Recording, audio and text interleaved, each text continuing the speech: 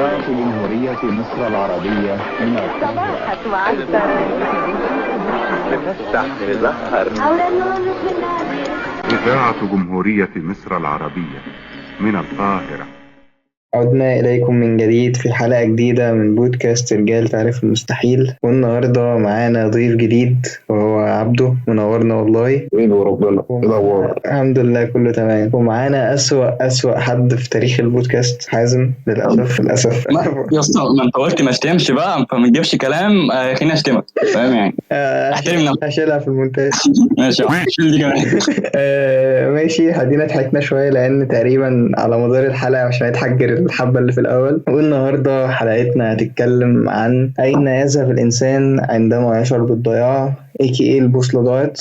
وعشان ما نطولش كتير ونخش في الحلقة، فاحنا عايزين في الأول نبدأ بإجابة السؤال، هو أين يذهب الإنسان عندما يشعر بالضياع؟ وأنا عايز أسمعك يا عبدو بصراحة في السؤال ده. والله اللي انا اكتشفته ان هو مفيش مكان هتروحه وتحس فيه ان انت مش ضايع غير لما تلاقي نفسك ساعتها هتحس ان اي حته انت فيها انت في المكان الصح. ازاي نلاقي نفسنا بقى عبد؟ وهي دي الفكره، يعني انت دي حياتك كلها انت بتعيشها طبعا عشان تعبد ربنا سبحانه وتعالى، دي حاجه. وتاني حاجه انت عايش عشان تلاقي نفسك. في ناس ما بتعرفش تلاقي نفسها غير بعد ما خلاص قربت تموت، صح. وفي ناس بتموت وهي مش لاقيه نفسها.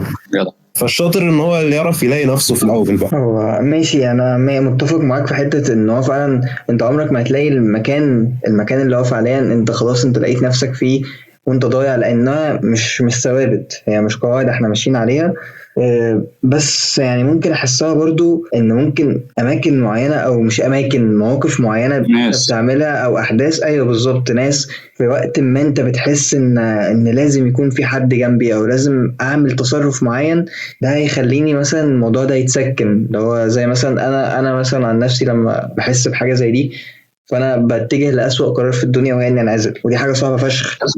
يا منزو، انت لما بتنعزل هنا انت بتقعد مع مين؟ ما هو مع نفسك بس، يعني ده بحسه حل. هو غلط، ايوه بالظبط. ممكن يكون اكتر شيء بيضر في هو ممكن يكون غلط بالنسبه لك، بس هو بالنسبه له صح. انا مثلا يعني انا واحد في فتره ما كنت بحب انعزل لما احس نفسي ان انا تايه كده ومحدش فاهم ميتين امي. فتره من الفترات اللي هو انا كان في يعني حياتي الطبيعيه ان في ناس كتير فشخ، في ناس كتير فشخ، فاهم؟ فلما احب ان انا انعزل كده، احب ان انا الاقي نفسي فاهم بنعزل. بعدين لما كبرت ودايره معارفك قلت، دايره صحابك قلت، بقيت انت اوريدي خلاص، ده الديفولت بتاعك، انت معزول. فانت دلوقتي لما تحس ان انت ضايع انت عايز الناس حواليك. منطقي يعني. ما كل ما الدايره تضيق فانت فعلا بتحس ان الموضوع بقى اقل.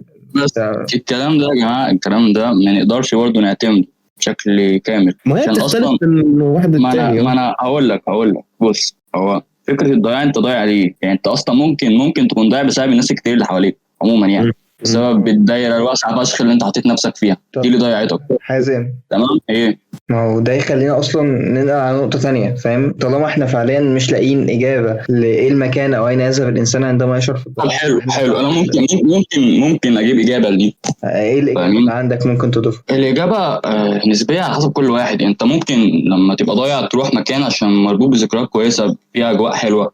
ممكن واحد يروح مسجد، حد يروح كنيسه، حد يروح يكلم واحد صاحبه، فاهمين؟ هو الحوار كله مش مقتصر على مكان. ما هي مالهاش ديفولت زي ما احنا قلنا، هي بالظبط تختلف من كل واحد للتاني. بس عارف هي الفكره ان هل انت بتروح للمكان ده عشان تبقى كويس، ولا انت بتروح للمكان ده عشان تنسى ان انت ضايع؟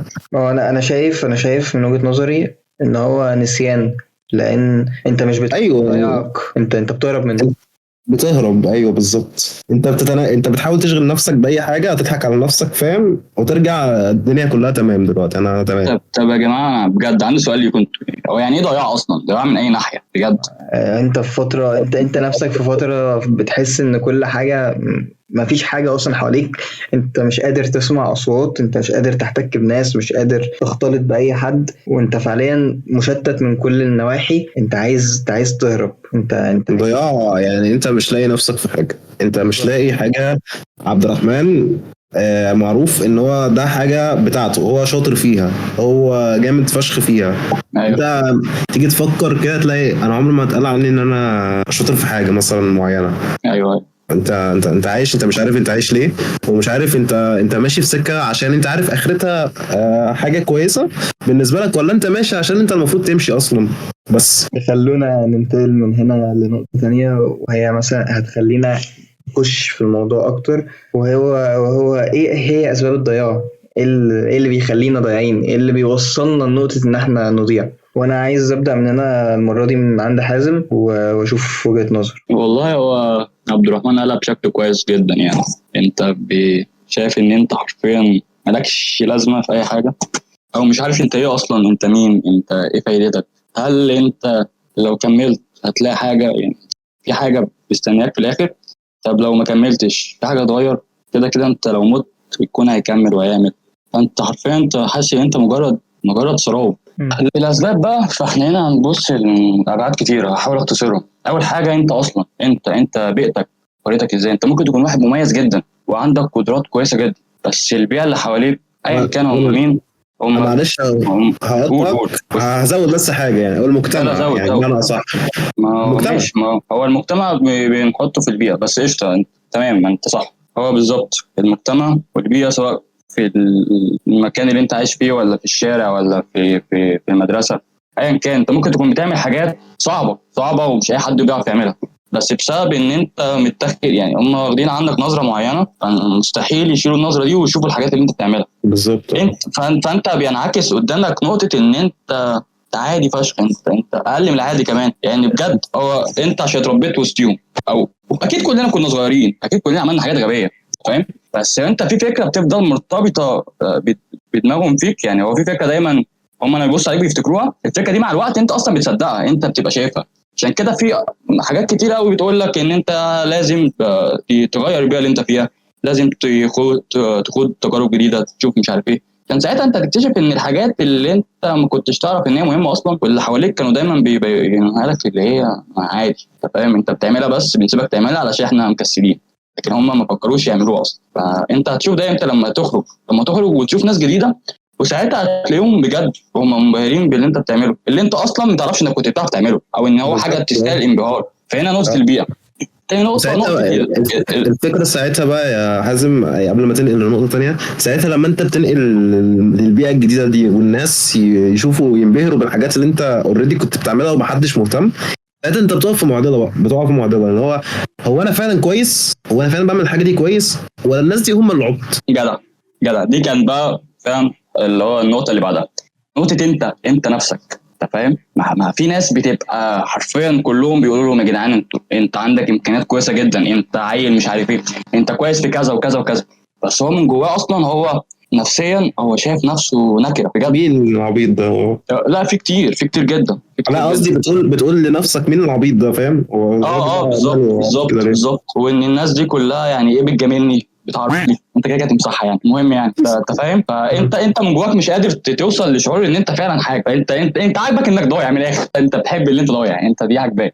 وفي ناس ممكن اختلف هنا، وما اظنش حد هيعجبه حاجه ان هو ضايع غير لو هو لا بالعكس خش يا منزل خش. محدش هيحب يكونه ضايع غير لو هو عايز يبان ده، غير لو هو عايز يستغل نقطة ان هو ضايع او ان هو مش لاقي نفسه، ان هو يجذب الاهتمام لنفسه. بالظبط attention بس. فبكده بيلم الناس حواليه تاني، فهو كده بيخرج نفسه من ضياع. هو ده جانب بس في جانب تاني. هو الستيريوتايب اللي هو بتاع الناس اللي بيتفرجوا على المسلسلات دي ويشوفوا الشخصيه دي بيبان قد ايه ان هو ضايع وروش فاهم؟ فانا ضايع انا كمان يا جدعان، انا مش عارف انا عايز ايه، يقعد يكتب كوتس كده بالحاجات الاجنبي وينزل صوره توماس شيلبي. لا انت جاي تلقح بقى. حلو. لا بس هو ده بجد وموجود، بس فعلا في ناس كونها ان هم ناس ضايعين في حياتهم، واللي حواليهم كلهم عارفين ان هم ضايعين، ده هم بيشوفوه حاجه بتقلل الضغط عليهم. فاهم حاجه؟ ما حدش مستني مني حاجه، ما انا نفسي مش مستني مني حاجه، عادي كده خربانه كده مش عارف يعني. الناس بتحب تعيش في الزون دي حاجه احسن من ان انت تبقى ضايع وفاكر نفسك ان انت مش ضايع وان انت ماشي صح. بالظبط. بس في كل الحالات هي حاجه وحشه. ليه؟ لان انت ما ينفعش تفضل هنا اصلا كتير. انت في بس انت في وقت ما لازم تفوق، ولو فقت متاخر انت خسرت كل حاجه في حياتك. بالظبط. بس المهم انك تفوق، مش مهم يعني متاخر بدري، المهم انك تفوق. هو عامه انت انت مدرك فشخ يا حازم نقطه. انا مدرك. ممكن فشخ ما تفوقش. طب انا عارف يعني انا كنت بقول لواحد صاحبي قريب، قلت له الفكره مش انك تجيب، الفكره انك ما تحبش الخيبان، ما تحبش تبقى في المكان اللي انت فيه ده. بس الحوار فين يا جماعه؟ اللي ضايع ولا ايا كان ده اللي ادرى، هو يعرف ازاي ان لا خلاص الوقت اتاخر. هي دي الفكره، عشان كده بقول لا قوم، حتى لو انت فاكر الوقت اتاخر، لا تمام، لسه بدري. يعني احنا كلنا عندنا كام سنه اصلا. ماشي انا معاك في الحته دي. انا بتكلم في فكره انا دلوقتي واقع، انا دلوقتي متداس على وشي، انا فعليا انا عايز اقوم، انا مش لاقي اللي يقومني ومحدش هيقومني، انا لازم انا اللي اقوم نفسي. بص يا جماعه نتكلم بجد بقى. انت اصلا مش لازم على فكره تكون انت ضايع بسبب المجتمع او البيئه او الناس اللي حواليك او الظروف. انت ممكن تكون ضايع بسبب نفسك، ممكن تكون انت ضايع نفسك. انت ممكن تكون دماغك هي اللي مسوحاك، انت ممكن ما تكون ده بديهي جدا. انت ممكن ما تكونش اي حاجه من الحاجات الوحشه اللي انت متخيلها دي. بالظبط، ممكن انت تضيع على نفسك حاجات كتير بسبب يعني فكره متكلفه او كذا. يا جدعان انا عندي سؤال دلوقتي. هو ايه اللي هيخليني اقول على نفسي ان انا شخص ضايع او احكم على نفسي ان انا شخص وحش في حاجات، غير لما يبقى في سبب خارجي؟ ان هو مفيش حد بيعامل نفسه بأسوأ لدرجه ان هو يحقر منها او يحس ان الوقت ضايع غير لما يبقى في عوامل خارجيه. هو الطبيعي الانسان ان هو يشوف نفسه، فاهم؟ ايوه انا فاهم، بس للاسف يا جماعه ان الشخصيات مش كلها زي بعض. يعني احنا ما ينفعش نعمم. دي حقيقه. هو بجد هو في ناس شايفه نفسها قليله كده، انت فاهم؟ بجد بسبب مثلا ان هو شايف صاحبه التاني ده بيعمل حاجات كويسه جدا هو مش عارف يعملها، مش عارف ايه ده وده، مع ان هو اصلا لو دخل جوه حياته هيلاقي اللي هو افضل منه في حاجات كتير. او ان شخص حاول مره مثلا وفشل، او حاول مرتين. بس يا جماعه هو في فرق ما بين يعني في نوع هو بيحاول يدور على الحاجه اللي تحببه في نفسه، ونوع بيحاول يدور على الحاجه اللي تقلله من نفسه. فاهمين حاجه؟ بجد في ناس كتير هم كده، هم بيحبوا يبانوا ان هم قدام نفسهم. احنا دلوقتي بنتكلم على واحد بيعترف قدام نفسه مش قدام العالم. سيبك من العالم، انا بتكلم دلوقتي على واحد قدام نفسه في المرايه كل يوم.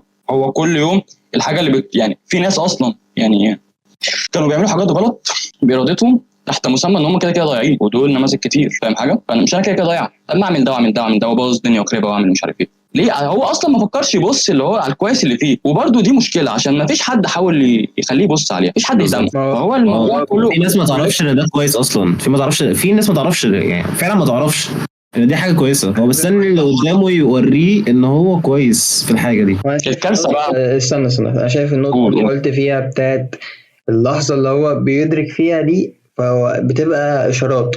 يعني مثلا انت دلوقتي ضايع، انت شايف انك لا شيء، فانت لو فعليا مش شخص ضايع، في اشارات ربنا بيبعتها، فاهم؟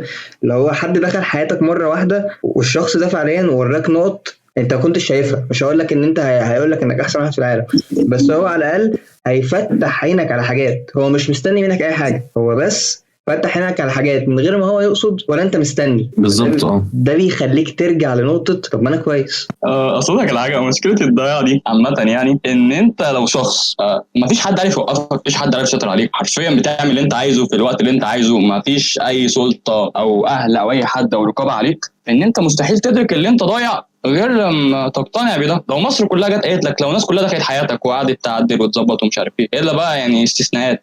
ما هو انا هرجع اقول لك بيبقى في اشخاص ليهم سلطه من غير ما يكون ليهم سلطه. مش سلطه بقى يا منزو، اسمها يعني زي حاجه زي ضمير مثلا، تقول صداقه. يعني في صداقات بتخليك انك تمنع نفسك عن حاجات اكتر من الاهل، اكتر من البنت اللي بتحبها، اكتر من اي حاجه في الدنيا. في صداقات بتخليك تفوق لنفسك. دي حقيقه فعلا. بس هو في نفس الوقت برضه زي ما في صداقات كويسه في صداقات وحشه في نفس الوقت. احنا في الاخر هنرجع لايه؟ هنرجع للشخص نفسه، هو ضميره وهو بيخاطب نفسه ازاي، هو بيتربى على ايه، هو شايف ايه بالنسبه له صح او غلط. فخلونا من هنا ننتقل لنقطه تانية، وهي تكمن في ما بعد أسباب الضياع، وهو حاجات من بوادر الإدراك قبل ما تدرك، وهي فقدان الهوية. احنا في العادي لما حد بيسأل نفسه سؤال هو تعبان بسببه، فهو يسأل ليه. لما حد بيكون تعبان ليه، بس وانت ضايع انت ما بتسألش نفسك ليه، انت بتسأل نفسك انا مين. انت فعلا مش لاقي نفسك، انت فاقد لهويتك، انت فاقد لكل معاني اللي جواك، انت فاقد لكل رسمه انت رسمتها في حياتك. انت عايز تعرف انا مين، ودي بتبقى رحله صعبه فشخ انك تدرك انت فعليا مين او انت ايه هدف وجودك. انتوا ايه رايكم في الحوار ده؟ انا شايف ان احنا ساعات ممكن ناخد صوره عن نفسنا غلط مش حقيقيه اصلا بسبب حاجه تانية يعني زي الاهل مثلا. انت طول عمرك مثلا تسمع ان انت بتجيب درجات كويسه، الناس كلها ممكن يطلع ميتين ابوها عشان يجيبوا نصها مثلا، وانت لا، انت ناقص درجه ليك امك،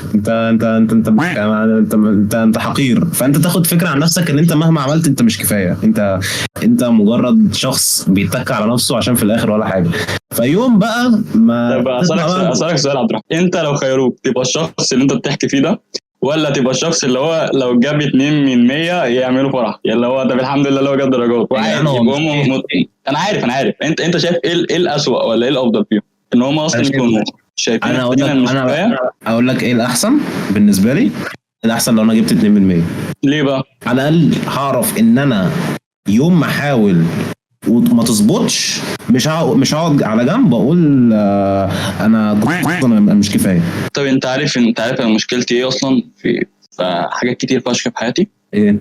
ان انا البيئه اللي حواليا هم البيئه اللي هو انت لو جبت 2 ولا 10% انت كويس، انت مفيش حاجه. ما هي دي الفكره يا اسطى، ما هي دي الفكره. بس مشكلتي فين؟ اسمع مشكلتي ان انا بقى انا عن نفسي من النوع اللي لا انا لسه برضو لا لو جبت 9.5 من 10 بدأ الامتحانات شبه بحب الامتحانات يعني، بس لا انت مش كفايه، انت عارف. احنا مش بنتكلم عن امتحانات يعني، احنا بنتكلم انا عارف لا انا اقدر اعمل اكتر من كده، انت فاهم؟ ما ينفعش، ودي اللي بشكل حاجات كتير. ماشي، ما انا بص، انت دلوقتي خيرتني ما بين اختيارين الاثنين غلط. أيوة. بس انت قلت لي ان هي الاخف من الثاني، الاثنين غلط. ده له عيوب وده ليه عيوب برضه، بس انا بتكلم في نقطه ان انت الاختيار الثاني ان انت لو نقصت نص درجه يجلدوك، فاهم؟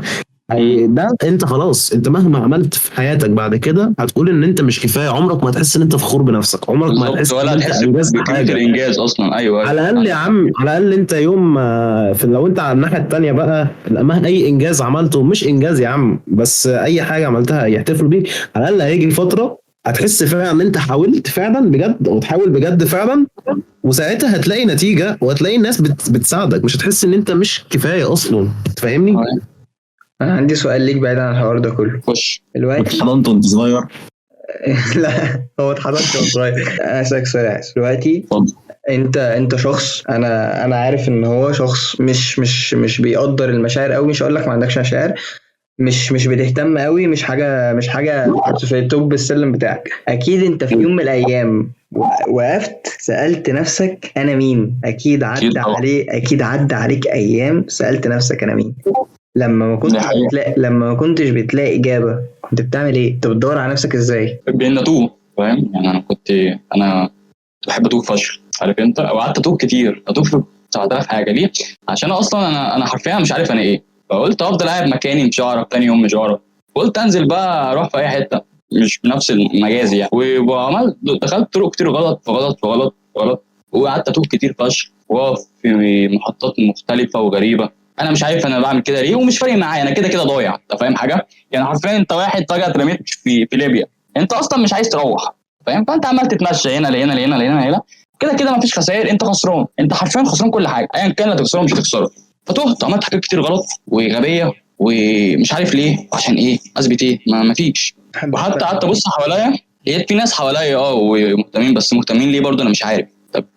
طب انتوا حرفيا ما فيش اي حاجه، مفيش اي علامه تثبت ان الشخص اللي معاك وده يستحق انك تفضل عشانه او تساعده، فاهم؟ فانا حرفيا مش فاهم اي حاجه، مش فاهم الناس حواليك ليه. طب انت ايه اصلا؟ طب انت مستني ايه؟ طب انت بتعمل في نفسك ايه فاهم حاجه؟ مش فاهم حاجه. بس الحاجه الوحيده اللي انت مدركها ان انت خسران ومفيش اي مكاسب.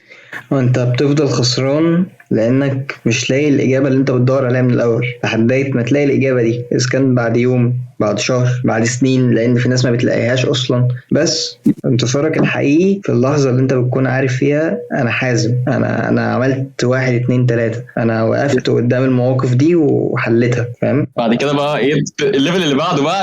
ان طبيعي انك تحلها اصلا عشان انت حازم. بالظبط.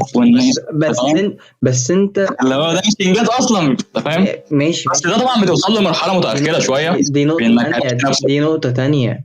انت ما كنتش عارف نفسك، انك بالظبط لما تعرف نفسك ابقى ثق في قدراتك، ابقى اعمل اللي انت عايزه، ابقى دوس على البشر. بالظبط. انا لولا فتره الضياع وان الواحد ضاع بشكل غبي، ما كنتش عرفت اعرف نقاط قوتي ونقاط ضعفي، ايه الحاجه اللي انا فعلا هنفع فيها وايه الحاجه اللي لا. ما ينفعش اشارك، اسمع بس. ممكن انت في العادي لو رايح طريق انت عمرك ما هتوصل غير لما تتوه. انت مش هتعرف انك صح او غلط غير لما تتلسع، فاهم؟ ولما تعرف برضو وتلاقي تعرف نفسك عامه، او خلاص تبقى الضياع خلص. لو ضيعت مش هتضيع. ليه؟ انت لو تقعد في مكان مش هتقلق، عشان انت عارف انك كده هتعرف ترجع. معكش موبايل، معكش مش عارف ايه، مفيش عربيه في الطريق، مش قلقان.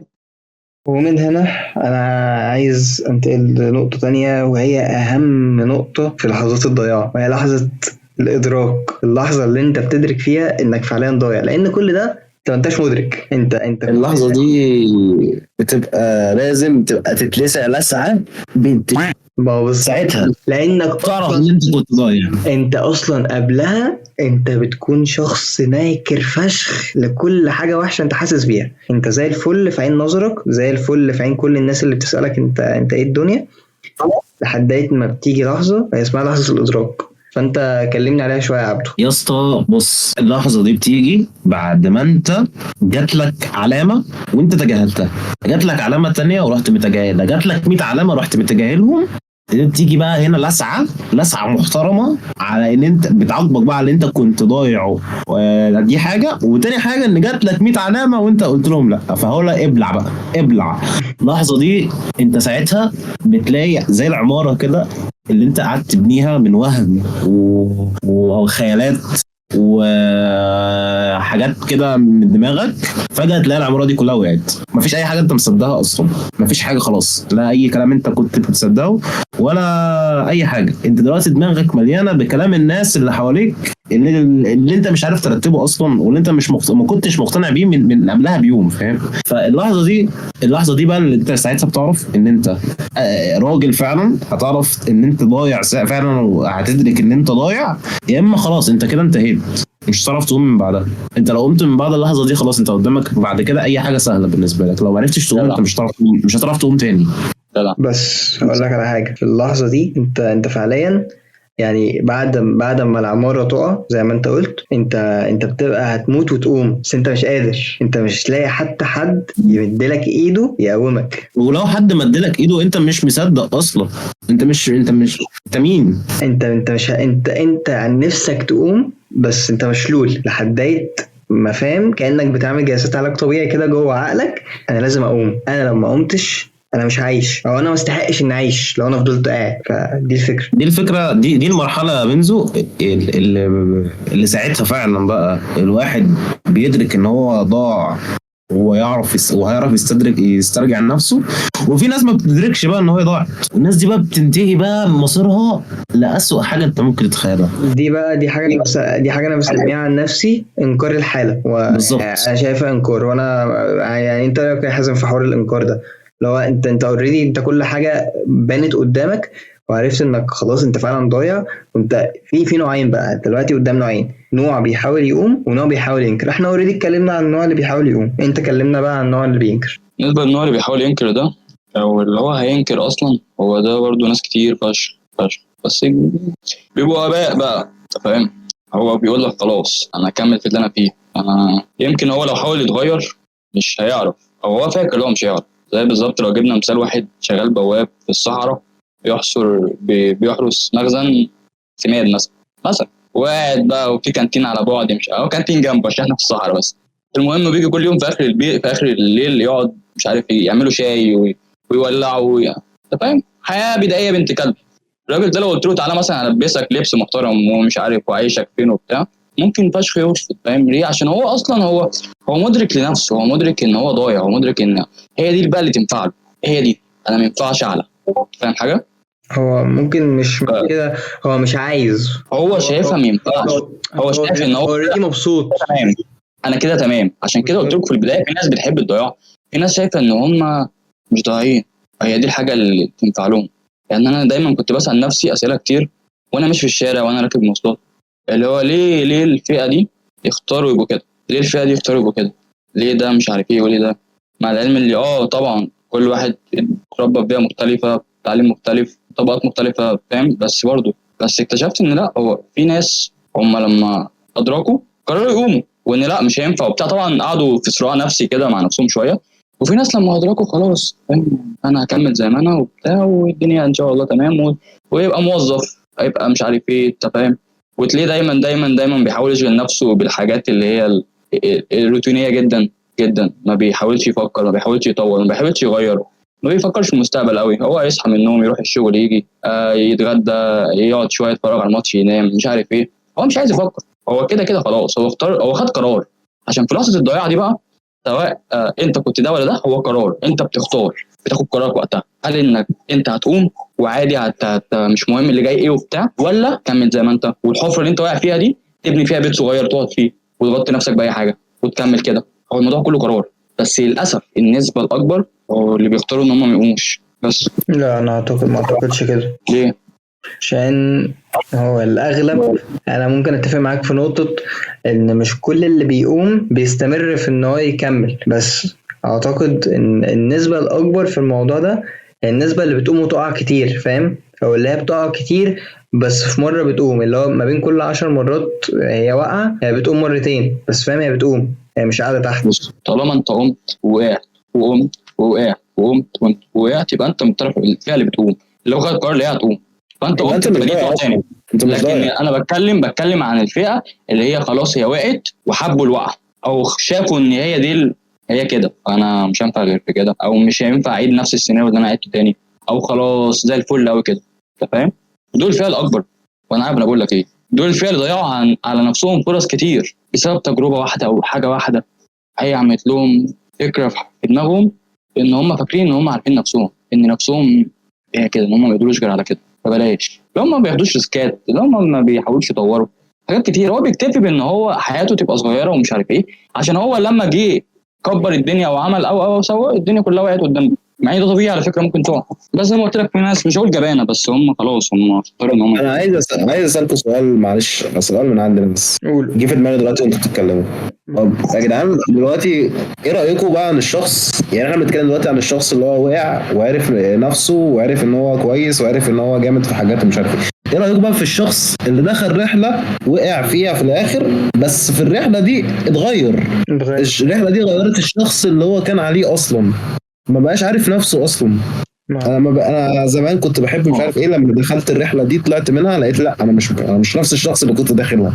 لا، انا مين بقى؟ هنا بقى لحظه الضياع اللي بجد. طب تسمع مني؟ استنى اتكلم انا براحتك. انا شايف ان في اللحظه دي هو بيعيد الرحله اللي احنا عملناها. انت هتقع ولا انت هتحاول تدور على نفسك، تحاول تكمل بناء شخصيتك او هتبني شخصيه جديده، ولا انا هفضل ضايع بقى اللي هو انا فعلا كنت ضايع كل ده، طب خلاص ما اكمل ضياع. دي وجهه نظري، فخش انت بقى حازم. ماشي. انا بقى معلم شايف ان اللي انت قلت عليه ده، فكره انك تروح رحله وفجاه تخرج منها تكتشف ان انت ضايع، انا مين، انا مش عارف ايه، ده اصلا معناه ان انت بقيتش ضايع. دي اول نقطه في انك خلاص يا معلم، انت ادركت ان انت كنت ضايع قبل كده. ان الرحله مش هي اللي خلتك تعرف، مش هي اللي خلتك انك ضايع، لا دي هي اللي عرفتك انك كنت ضايع، فاهم. وبعد كده بقى نحط كلام منزو معايا، اللي هو انت دلوقتي انت لما رحت وعرفت اكتشفت انك ضايع، فانت تحمد ربنا اول حاجه انك عرفت، دي اول حاجه، علشان ده معناه انك ضايع بقالك سنين اصلا انت مش واخد بالك. فدلوقتي انت مش ضايع بقى، انت دلوقتي عرفت انك ضايع، ودي اهم نقطه عشان تعرف تحل اي مشكله، انك تكون مدرك المشكله اصلا وعارفها، وانت اللي مدرك ليها مش حد قايلها لك. فانت هنا احمد ربنا فشخ، يعني احمد ربنا ان انت عرفت انك ضايع في الرحله. ساعتها بقى نخش النقطه الثانيه اللي منذ قالها، خد قرارك بقى. شوف يا معلم، انت عرفت دلوقتي انك ضايع، تحب تكمل بنفس اللي انت كنت ماشي فيه ولا ايه؟ وانت عندك تبني شخصيتك من اول وجديد احسن من انك تكمل انك ضايع اصلا. ما هنا بقى قرارك انت دلوقتي، يعني انت دلوقتي على حسب البيئه برضو، ما هي نقطه البيئه اللي حازم اتكلم فيها في الاول هي اللي بترجعنا لكل ده. بس برضو للاسف المجتمع يا جدعان، المجتمع بجد اللي احنا فيه ده دلوقتي، بتكلم عن المجتمع اللي احنا عايشين فيه دلوقتي، للاسف ما بيساعدش على كده نهائيا. يعني يساعدك اكتر انك تضيع، يساعدك اكتر ان انت لما تعرف ان انت ضيعت ان انت تحب انك تكون ضايع اصلا. بس لو انت ضيعت وسط المجتمع ده وعرفت تقوم تاني، صدقني يبقى انت خلاص، انا بقول لك ايه، خلاص. المجتمع مش احسن حاجه، المجتمع سيء جدا وبتاع، بس ده برضو ما يدكش العذر انك تسيب نفسك تضيع. مفيش اكتر من الضعيف. وانا شفت ناس كتير والله العظيم، ناس امكانيات كويسه جدا وناس كويسه جدا، بس هم ضيعوا نفسهم او اختاروا الضياع بسبب برضو نقطه المجتمع ونقطه اللي حواليك ونقطه ان عشان ايه وليه. يا جماعه ياما ناس والله، يعني ناس بجد كانوا مشاهير، يعني حتى يعني اقرب مثال على ده مثلا لعيبه الكوره مثلا. يعني انا مش عايز اذكر ناس بسميهم، بس يعني ناس مثلا زي ادريانو مثلا. ادريانو مثلا يا جدعان، ادريانو ده في فتره من الفترات يعني كان من احسن 5 مهاجمين في العالم، توب 5 احسن مهاجمين في العالم. كان راجل دبابه، راجل كان جليتش، يعني لو كان موجود في فيفا دلوقتي كان الراجل ده اي كورنر بجون، فاهم؟ الراجل ده جات له بسبب حاجه معينه، دلوقتي بقى في عصابه من العصابات، ناس تانيين بقى. يعني ده الراجل مثلا مثال كويس. في ناس يا جدعان بنشوفها في الايام في الحياه اليوميه، ناس واحنا مسافرين مثلا، ناس مدمنه، ناس بينتهي حياتها فعلا انها بتدور على الكيف، فاهم؟ والناس دي تسال عليهم ان هم كانوا في يوم من الايام ناس كويسين جدا، ناس من عيله كويسه، ناس كانوا معاهم فلوس مثلا كده، تلاقي ان هو انتهى بيه الحال ان هو خلاص هو عايش بلا هدف، بلا هويه، بلا اي حاجه، هو عايش عشان عايش. عشان كده انا شايف ان الضياع هو زي خوارزمية، هو حاجات كلها مربوطة ببعضها. انك تضيع، انت اولا انت مش لاقي مكان تلاقي نفسك فيه، وبعد ما انت مش لاقي المكان فانت بتخش في حوارات مع نفسك وصراعات، هو ايه الاسباب اللي خلتني ضايع؟ بعد الاسباب والكلام الجميل ده كله بتفوق انك تسأل نفسك هو انا مين اصلا بعد كل ده؟ هو انا فعلا الشخص ده ولا شخص تاني؟ وبعد ده توصل لنقطة اللي انا هفوق فيها. هو انت ما بتكونش عامل حسابها، انت مش عامل حسابك انك هتفوق زي ما انت قلت من شوية يا عبدو. انت بيحصل اللسعة دي اللي بتخليك تعرف ان انت هتفوق. بعد ما تفوق يا اما بتختار انك تكمل يا بتختار انك تنكر.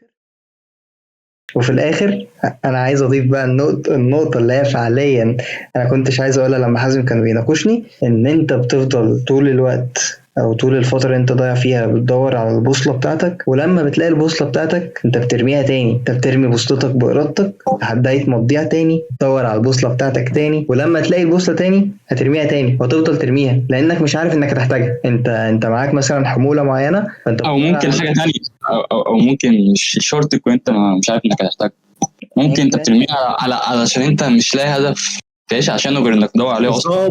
بالظبط عشان انت اصلا مش لاقي، انت ما عندكش حاجه تعملها اصلا تانية، مش لاقي بالظبط، مش في دماغك حاجه، مش في دماغك نهايه معينه. انت حياتك كلها بتتمحور حوالين البوصله فين، الاقيها ازاي، مش عارف ايه. فلو لقيت اللعبه خلصت طب هتروح تعمل ايه؟ زي بالظبط يعني فكره. والله يا جدعان انا بشوف ان الاوقات الصعبه اللي انت بتمر بيها دي حافز ليك كويس جدا، عشان الدنيا لو مرفهه لك قوي انت واحد غني مش هتفكر انك تعمل فلوس، الا طبعا لو انت اتربيت على كده.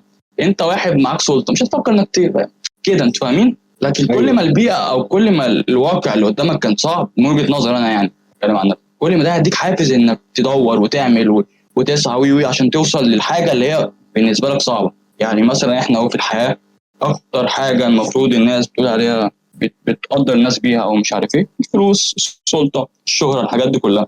عشان كده الناس كلها بتدور عليها، عشان دي الحاجه اللي فعلا العالم بيعمل لها حساب. تلاقي الولد عايز يطلع لعيب كوره، في فئه كبيره مش عايز يطلع لعيب كوره عشان بيحبوا الكوره قد ما عشان شايفين الفلوس والشهره اللي هم فيها بالظبط. مش عارف ايه. عشان كده يا حازم انا كنت بقول في الاول خالص ان المجتمع هو اللي بيفرض عليك، وهو اللي هو السبب في كل حاجه تنتهي للمجتمع اللي انت فيه. لو جيت شد وراه كده خيوط معينه، لو فضلت تمشي ورا الخيط كده هتلاقي في الاخر المجتمع. بس ده مش سبب، ده مش عشان كده، ده مش عذر قصدي، ده مش عذر. ايوه القاعده العامه للمجتمع، بس في اوقات زي ما بقول لك انت بجد، انت حتى لو المجتمع كويس بتختار الضياع، وانت برضو حتى لو البيئه محسنه كل حاجه بتختار الاكتر. ممكن تتولد غني وتبقى عايز فلوس اكتر، ممكن تتولد من اسره ملكيه وعايز تبقى تتوسع اكتر. فهو الموضوع برضو انت ليك دور مهم جدا في الموضوع ده. علشان كده اهم حاجه والحلقه بتتمحور عن الموضوع اصلا هو انت مين، انت ايه، وهي دي الفكره كلها. ما انا قلت لك هي خوارزميه، هي كلها مربوطه ببعضها. لو حلقه واحده باظت فانت اصلا مش ضايع، او انت فعليا ميت، فاهم؟ هي ترتيب احداث جوه دماغك. لازم كل الاسئله تكون موجوده ولازم يكون عندك اجابات عشان ما تبقاش ضايع. انت لو ما عندكش والله اي سؤال، انا مثلا لما يكون في سؤال في دماغي مش لاقي له اجابه بكون ضايع، بس ده برضو بيدي طعم للحياه شويه، فاهم؟ ماشي. ما كل واحد بيحسبها بطريقته، كل واحد بيحسبها هو حابب يعيشها ازاي. اصل الحياه ممله برضو، حياه ممله فشخ يا عم نتعلم برمجه، ما تتعبش نفسك. شوف لك اتعلم الماني يا عم، اتعلم الماني. لكن تيجي تضيع نفسك وتقعد تسحب نفسك بالسنين وفي بوتنشال انك ما تقومش اصلا. ليه يا اسطى؟ لا والله اصلا حاجه. انت مثلا لو في فكره في دماغك تمام، والفكره انت تحاول تدور على اجابتها وعدى سنين بتدور، والله يعني الموضوع يبقى لذيذ صدقني. جرب كده يا عم، مش عايز عادي، يا مش عم، مهم. هو في ايه يا جدعان؟ لا في سؤال والله انت مثلا بتدور عليه وقعدت بالساعات عمال تسيرش ومن هنا لهنا وتجيب كتب وتقرا وبتاع، والله العظيم الموضوع احسن بكتير من انك تبقى عارف الاجابه او مش فارق معاك الاجابه اصلا من وجهه نظري يعني. فاحيانا تضيع برضو من النوع ده بيبقى لذيذ، بيبقى كويس، بيضيع الوقت وبيفيدك. في فرق يعني زي ما عبده قال لغز. في فرق بين اللغز وفي فرق بين ان انت دماغك تضيع. انك انت اللي تشت ده صعب. فاكر ان انت بتقدر تكنترول على نفسك عشان تضيع. طب منزو مش انا ضيعت كم مره؟ هتقول لي ولا مره؟ ما مش عارف. مره ده فشخ والله. انت ليه يا عم انا بعرف شهادتك معايا يا عم، طلعها على الوقت قدام الناس ونزلها في الحلقه. ارفع عليك قضيه تشهير واديك في داهيه. شوف خلاص اسكت، سيبني في حالي، مش عايز اتكلم، انا ساكت، انا مش هدخل احداث شخصيه. طب يا جماعه سؤال حلو والله، انتوا ضيعتوا كل واحد يقول له ضاع كم مره؟ انت ضيعت كم مره يا عبد؟ انا ممكن اكون ضيعت في سكه 3-4 مرات. لذيذ. انا ممكن اكون من النوع اللي حازم قال عليه هو عايش عشان يضيع. انا بضيع كتير فشخ. ممكن ما يكونش ضياع كارثي، بس بضيع اللي هو، وبضيع في حاجات كتير. يعني مثلا اضيع من ناحيه البودكاست اللي احنا بنعمله ده وارميه، بس في مره واحده هيحصل حاجه تخليني افتكره، تخليني ارجع اعمله. بضيع من ناحيه التعليم. طب ما انت بس دي يا منزل ما اظنش انك تقدر تسميها ضياع يعني. ما هو ده بيبقى حاجه زي، مش هقول لك ضياع، هو ضياع لحظي لحد ما فاهم. ايوه فهمت. اللي هو انت نسيت، لكن ضياع انا ممكن اقول انها حصلت معايا 2-3 والحمد لله انها مش اكتر، ويا رب ما تحصلش قدام. يا رب، اتمنى والله كلنا. لكن فكره انك تضيع دي صعب فشخ. جاوب يا حازم لاني مش هسيبك، فاهم؟ لو مش هقفل الحلقه. هو زمانه بيعد لحد دلوقتي اصلا. بس في حد بيعد.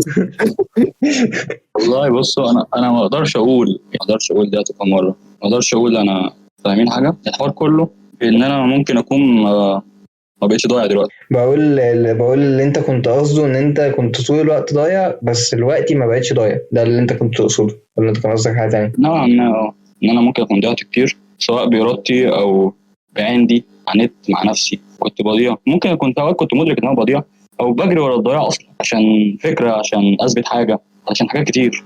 بس الحمد لله الحاجات دي كلها بعد ما اتجمعت، وطبعا بفضل ربنا، وان هو كان في ناس كتير كويسين حواليا، فاهم؟ طيب انا شايف ان احنا مننا نقدر نختم، بس قبل ما نختم احب اتكلم بشكل عام عن اللي احنا اتكلمنا فيه. وعايز اقول برضو تاني ان فكرة الضياع هي فعليا خوارزمية انت ماشي عليها. هي اسباب وصلتك لكده، او ممكن اصلا انت ما تكونش ضايع بس انت حاسس كده. هي حاجات مترابطة بتخليك توصل للنقطة دي. فالضياع ما ينفعش يكون حاجة تأتنشن بيها، حاجة انك تجذب بيها الاهتمام. الضياع ده حاجة ممكن فعليا تبوظ حياتك، تدمر حياتك. فبلاش نأتنشن في الحاجات اللي زي دي لو سمحت. ممكن نأتنشن ونحاول نعجب البنات بحاجات تانية. رخيص يا ابن انت. بس كده حابب أشكر عبده وحازم. كانت حلقة جامدة فشخ بالنسبة لي والله يا ولاد. والله أنا مبسوط أكتر ما كنت معاكم. نكرر كتير يعني. وبس كده كنا معاكم في حلقة جديدة من بودكاست رجال تعرف المستحيل. وسلام.